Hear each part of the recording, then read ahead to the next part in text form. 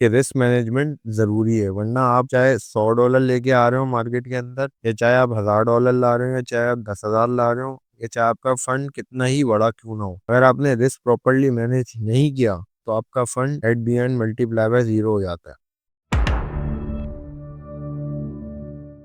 अस्सलामुअलैकुम। अच्छा, इस वीडियो के अंदर जो हम कॉन्सेप्ट डिस्कस करने वाले हैं वो है रिस्क मैनेजमेंट। ये एक ऐसा कॉन्सेप्ट है जो एक ट्रेडिंग के पिलर्स में से आता है। ये इस टाइप का कॉन्सेप्ट है, अगर आप इस चीज़ को नेग्लेक्ट करते हैं या रिस्क मैनेज नहीं करते प्रॉपर्ली तो आपका ट्रेडिंग की दुनिया में कोई काम नहीं है। तो रिस्क मैनेजमेंट जितने भी बड़े ट्रेडर्स हो गए, जितने भी दुनिया के बड़े ट्रेडर्स हो गए या फाइनेंशियल एडवाइजर्स हो गए, वो सब ये ज़रूर एडवाइस करते हैं हर अपने क्लाइंट को या हर अपने सेलो ट्रेडर को कि रिस्क मैनेजमेंट ज़रूरी है, वरना आप चाहे $100 लेके आ रहे हो मार्केट के अंदर, या चाहे आप $1000 ला रहे हो, या चाहे आप 10,000 ला रहे हो, या चाहे आपका फंड कितना ही बड़ा क्यों ना हो, अगर आपने रिस्क प्रॉपर्ली मैनेज नहीं किया तो आपका fund at the end multiply by 0 हो जाता है। वो उसकी काफ़ी सारी वजूहत हो सकती हैं कि लोग इसी की वजह से जब रिस्क प्रॉपर्ली मैनेज नहीं करते हैं तो वो ग्रीड का शिकार हो जाते हैं। उन्हें लालच आ जाती है कि यार बन रहा है तो बनाओ, मार्केट के अंदर एक प्रॉपर रूल फॉलो नहीं करते। तो सबसे पहली चीज़ तो आ गई कि आपने अपनी ट्रेडिंग को प्रॉपर्ली डिसिप्लिन के साथ फॉलो करना है। जो भी आपने दिन का टारगेट सेट किया हुआ है, फॉर एग्जाम्पल अगर मैंने 10% लेके दिन का अगर मेरा बन रहा है, आउट हो जाना है, तो फिर उसके बाद मैं कोई ट्रेड नहीं करूँगा, या मैंने 3 ट्रेड्स करनी है दिन की और उसके बाद मैं कोई ट्रेड नहीं करूँगा। तो इस तरह के लोगों के रूल्स होते हैं। अच्छा, रिस्क मैनेजमेंट की जब जब भी हम बात करते हैं तो इसके अंदर मेनली 3 चीज़ें आ जाती हैं, 3 से 4 चीज़ें होती हैं। हम मोटी-मोटी चीज़ें इसके अंदर एक्सप्लेन कर देंगे आपको। सबसे पहली चीज़ तो ये होती है कि आपने मार्जिन कितना इस्तेमाल करना है। तो मार्जिन आपने 5 टू 7% से ज़्यादा किसी भी ट्रेड के अंदर इस्तेमाल नहीं करना।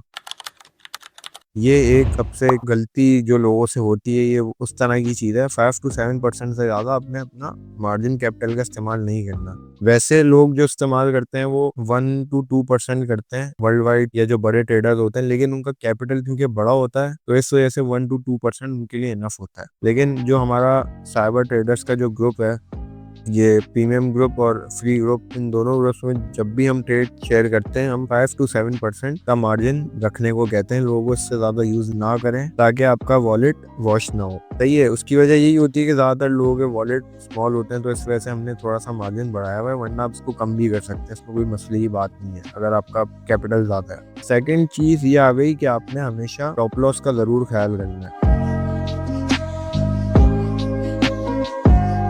अगर आप अपने ट्रेड में स्टॉप लॉस नहीं लगा रहे तो आप बहुत बड़ी गलती कर रहे हैं। फॉर इंस्टेंस, अगर मैं यहाँ इस पॉइंट के ऊपर मैंने ट्रेड ली होती कि यार ये एक मुझे जोन नज़र आ रहा है, एक बेसिक सी एनालिसिस करके बता रहा हूँ, ये एक मुझे जोन नज़र आ रहा है और यहाँ से ब्रेकआउट मिलता है तो मार्केट ऊपर जा सकती है। एक सपोर्ट का जोन है, आप पीछे का छोड़ दें, पीछे को भूल जाएं, अभी आप समझे ये एक मेन सपोर्ट जोन है और मैं यहाँ से अपनी लॉन्ग की पोजीशन ओपन करता हूँ। सही है। लेकिन अब थोड़ी देर बाद मैं देखता हूँ कि मार्केट तो नीचे जा रही है। अब मार्केट नीचे जाए जा रही है, जाए जा रही है। अब मैंने अपना स्टॉप लॉस नहीं लगाया हुआ, तो एट दी एंड क्या होगा कि मैं लिक्विडेट हो जाऊंगा। तो स्टॉप लॉस इस वजह से जरूरी होता है। सही है। इस अगर आप स्टॉप लॉस नहीं लगाएंगे तो आप अपना नुकसान करेंगे।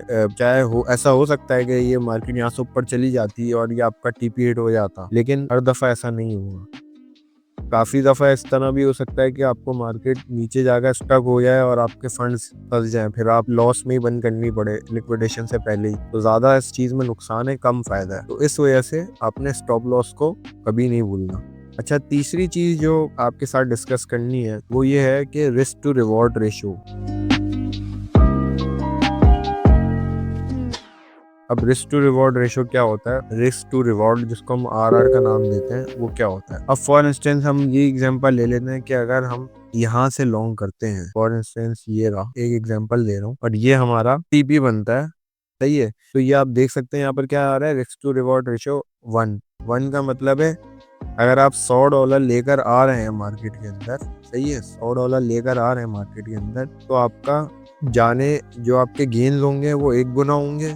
मतलब 100 को आप दो में डिवाइड कर दें, 50-50 में, 50-50 में। सही है।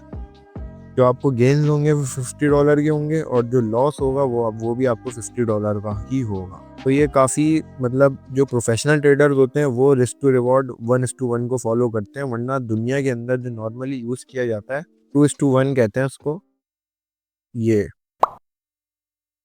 आप देख सकते हैं 2:1 आ रहा है यहाँ पर। 2:1 फॉलो किया जाता है, मतलब कि आपको दुगना प्रॉफिट होगा किसी भी स्ट्रेटेजी के अंदर और 1 गुना लॉस होगा। फॉर इंस्टेंस अगर आप $100 लेके आते हैं, एक $100 इन्वेस्ट कर रहे हैं, तो वो आपके डबल होने के चांसेस हैं, सही है, लेकिन जाएगा तो सिर्फ $50 जाएगा। अब मैं आपको एक्सेल पर लेके चलता हूँ, इसकी एक एग्जांपल लेता हूँ।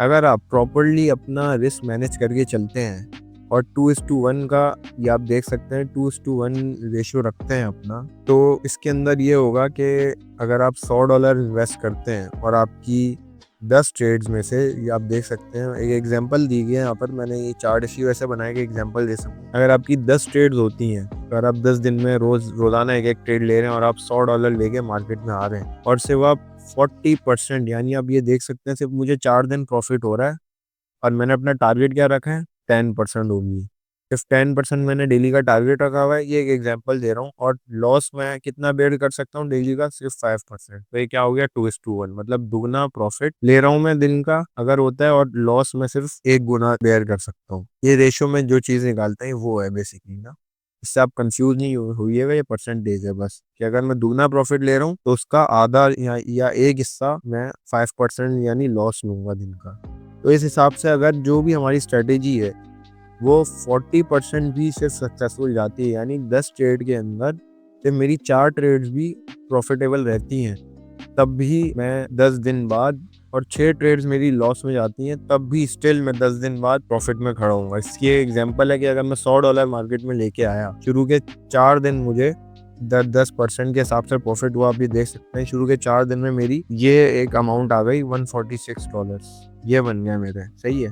लेकिन अब अगले 6 दिन जो मैंने ट्रेड ली, लगातार मुझे 6 दिन लॉस हुआ, लेकिन मैंने अपना रिस्क प्रॉपर्ली मैनेज किया और प्रॉपर्ली मैंने कैलकुलेशंस को मद्देनजर रखते हुए प्रॉपर्ली मैंने रिस्क मैनेज करके स्टॉप लॉस लगाया और चीज़ें मैंने प्लान के मुताबिक लेके चला। तब भी लगातार 6 दिन लॉस में जाने के बाद भी मैं स्टिल प्रॉफिट में हूँ 10 दिन बाद $60 के। आप ये खुद भी ट्राई कर सकते हैं, ये मैंने बस एक समझाने के लिए चीज यहाँ पर बता दी। तो रिस्क मैनेजमेंट इस वजह से इतनी जरूरी है। बस ये एक छोटा सा ही कॉन्सेप्ट था, मैंने सोचा कि आप लोगों को बता दूं, क्योंकि हमारे जो ये प्रीमियम और फ्री ग्रुप दोनों, इसके अंदर कुछ लोग ऐसे हैं जिनको इस चीज में इश्यू हो रहा था। हम डेली बेसिस पे इस तरह वीडियोस डालते रहते हैं लोगों को गाइड करने के लिए, तो हमने सोचा रिस्क मैनेजमेंट के ऊपर एक वीडियो बना दें ताकि काफ़ी सारे लोग इस चीज़ को समझ सकें और उस चीज़ से फ़ायदा उठा सकें। चलें, थैंक यू, नेक्स्ट वीडियो में मिलते हैं इंशाल्लाह, तब तक ख्याल रखें अपना, अल्लाह हाफिज़।